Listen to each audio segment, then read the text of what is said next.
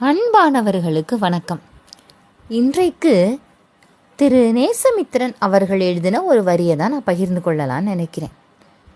இரு என்று ஏங்கி அழ ஆளில்லாமல் போகும் நிமிஷத்திலிருந்து தான் ஒருவனுக்கு ஆயுள் ரேகை அழியத் துவங்குகிறது. உடம்பால் சாவதல்ல சாவு. இரு என்று ஏங்கி அழ ஆளில்லாமல் போகும் நிமிஷத்திலிருந்து தான் ஒருவனுக்கு ஆயுள் ரேகை அழிய துவங்குகிறது. உடம்பால் சாவதல்ல சாவு. இந்த வரிகளை படித்தோடனே எனக்கு தோணின விஷயம், இன்றைக்கு நம்மிடம் யாராவது அவங்களுடைய பிரச்சனையை சொல்ல வர்றாங்கன்னா நம்ம மெதுவாக காது கொடுத்து கேட்போம். ஏன்னா எல்லாரும் எல்லாரிடமும் எல்லாத்தையும் சொல்வதில்லை. நம்மக்கிட்ட யாராவது ஒருத்தவங்க ஏதாவது சொல்ல வந்தால் பொறுமையாக கேட்போம். அவங்க மனதிற்கு ஆறுதலாக இருப்போம்.